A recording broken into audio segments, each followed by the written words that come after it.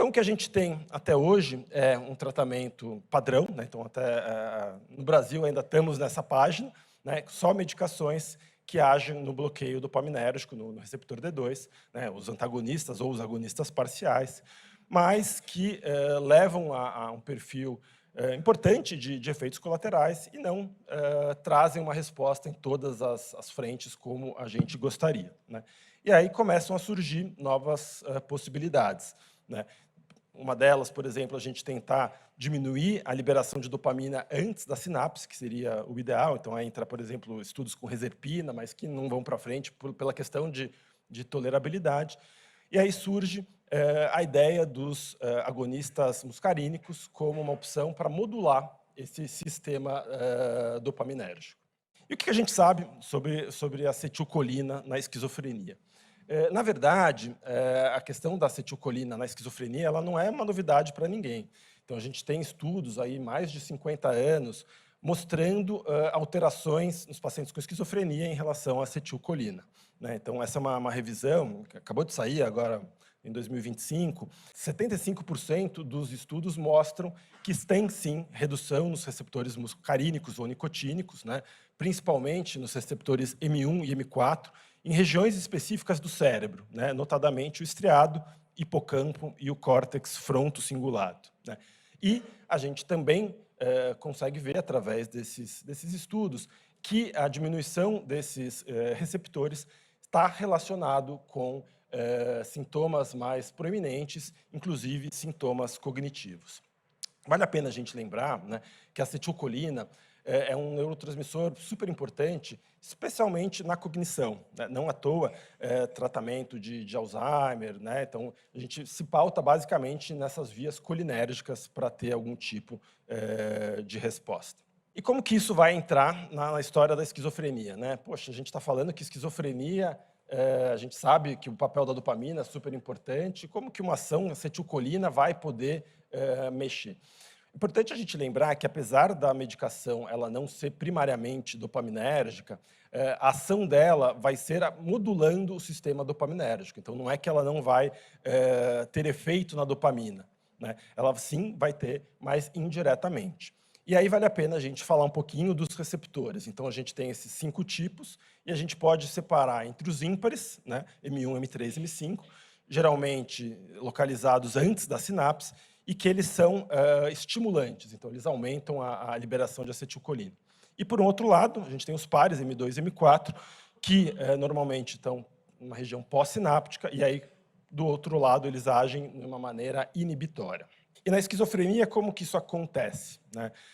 Então, começar pelo M4, a gente vai falar basicamente dos receptores M1 e M4, que são onde os estudos mais se focam, e que é onde a medicação liberada, a xanomelina, vai agir.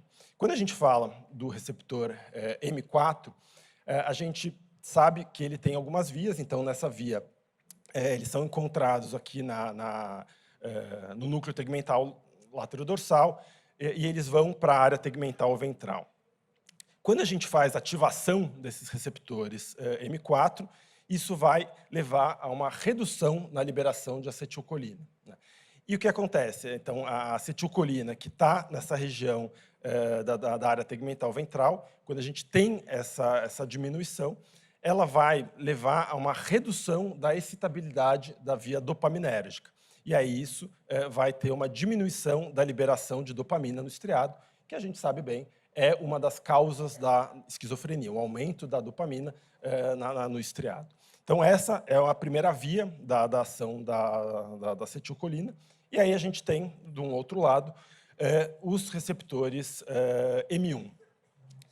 Os receptores M1 eles vão agir em relação aos interneurônios GABAérgicos no córtex pré-frontal. Então, o que acontece? A gente tem uma ativação dos receptores M1 e isso vai aumentar a liberação de GABA, né? O GABA, a gente relembrando, é um sistema depressor, né, do sistema nervoso central. E aí, quando a gente tem uma liberação de GABA, a gente, nos neurônios piramidais que terminam na área tegmental ventral, a gente diminui a liberação de glutamato, que, por sua vez, é o sistema excitatório do cérebro, né?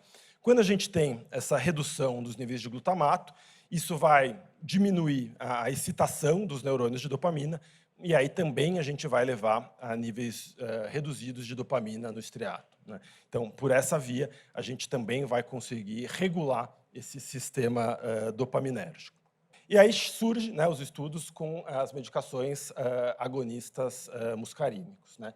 E aí também eu vou trazer, acho que uma novidade para vocês, que isso também não é de hoje, né? Então, vocês estão vendo aqui a xanomelina, que agora foi liberada, e aqui a gente tem um estudo de 1999, já mostrando que ela tem uma ação antipsicótica em modelo animal. Mas o que acontece, né?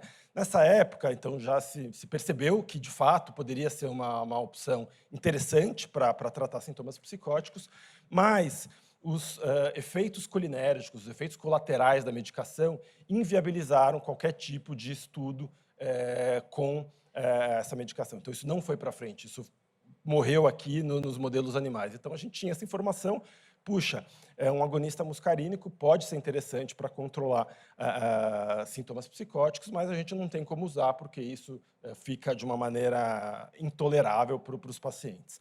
E aí vem a grande novidade, o grande pulo do gato, que foi o desenvolvimento de uma associação. Então, a mesma xanomelina, que a gente já via lá em 99 com uma ação efetiva, né, associada com o tróspio, né? E o que é o tróspio? O tróspio, ele é um antagonista pan-muscarínico, então ele vai agir em todos os receptores e ele funciona quase como que um antídoto para a xanomelina. Então a xanomelina vai lá estimular, vai ser um agonista e ele vai ser um antagonista. Então eles vão brigar para se equilibrar. A grande sacada desse mecanismo é que o tróspio ele não cruza a barreira hematoencefálica. Então, o que acontece? Ele deixa a xanomelina agir no sistema nervoso, enquanto ele neutraliza as ações colinérgicas dela na periferia. Então, em estudos animais, a gente tem uma redução de até 50% nos efeitos colinérgicos da xanomelina. Então, aí começa a se tornar uma medicação mais interessante, mais capaz de ser utilizada em humanos. A gente tem, na sequência, vários estudos, né? Então, o primeiro deles, um estudo no New England, de fase 2, e aí vocês conseguem dimensionar o impacto que essa medicação teve, né? O New England, talvez o maior jornal que a gente tem hoje na medicina, e aí foi publicado em 2021, 2022, se não me engano, esse estudo de fase 2, né, um estudo com 180 pacientes, fizeram versus placebos, uma redução significativa na PANSS, no grupo que tomou a xanomelina com tróspio, né, e, como esperado, alguns efeitos colinérgicos. Na sequência, a gente passa para os estudos de fase 3, foram publicados no ano passado, então a gente já tem os dois estudos de aprovação de fase 3, um no JAMA Psychiatry, outro no Lancet Psychiatry, né? E aqui é um resumão do estudo do JAMA Psychiatry, com mais de 250 pacientes, com a medicação, com a xanomelina mais o tróspio, né, versus placebo. E aí eles encontram uma redução significativa na PANSS. Aqui também ainda os resultados desses estudos de fase 3, e é interessante a gente perceber que a medicação ela tem resultados significativos em todas as dimensões, então, seja na PANSS total, seja na CGI, que é a impressão do clínico, mas também em sintomas negativos, como vocês podem ver aqui embaixo, né? E aqui no gráfico de barra, a gente percebe que, com o decorrer do tempo, a cada semana, os pacientes tomando a medicação ativa, eles vão tendo uma resposta superior, vão se separando daqueles pacientes que estavam tomando o placebo. Um dado interessante desses estudos, né, é que eles também trazem uma melhora na cognição desses pacientes. Então, uma necessidade que a gente não tem medicação, a gente teve a iclopertina que bateu na trave, mas não foi aprovado, e a gente consegue ver aqui um resultado. E tem um racional por trás disso, né? Então, lembra que eu falei para vocês do mecanismo lá do GABA, e aí o aumento dessa liberação de GABA parece ter um papel importante nesse balanço excitatório-inibitório em áreas do córtex que vão estar relacionados com a cognição. E aqui embaixo vocês conseguem ver uma resposta que a Cantab é uma bateria de testes neuropsicológicos, e a gente percebe que os pacientes que tomavam a medicação têm uma diferença significativa em relação a quem estava no placebo. E aí vem a pergunta que a gente ainda está tentando encontrar, que é, bom, quem que vai ser beneficiado por essa medicação, né? Como eu falei para vocês, eu ainda não tenho experiência, então não posso falar por conta própria, mas a gente já tem algumas pessoas, eu já tive a oportunidade de conversar com o professor Corel, que vai estar aqui no sábado, que tem bastante experiência, participou dos estudos de aprovação, e apesar de ser uma medicação que é aprovada em monoterapia, o que a gente tem escutado é que ela tem sido muito utilizada em combinação, como uma medicação adjuvante, né? E para quem? Para aqueles pacientes que mantêm algum sintoma positivo residual, principalmente por ter essa ação pré-sináptica, né? Lembrando que os bloqueadores D2 eles são sempre pós-sináptico, então a gente tenta corrigir, a gente só meio que tampou no problema, né? A gente tem a liberação aumentada de dopamina desregulada, e o que a gente vai fazer é só bloquear por competição. Então, a medicação, o bloqueador D2, ele vai grudar lá no receptor e não vai deixar essa dopamina em excesso agir, né?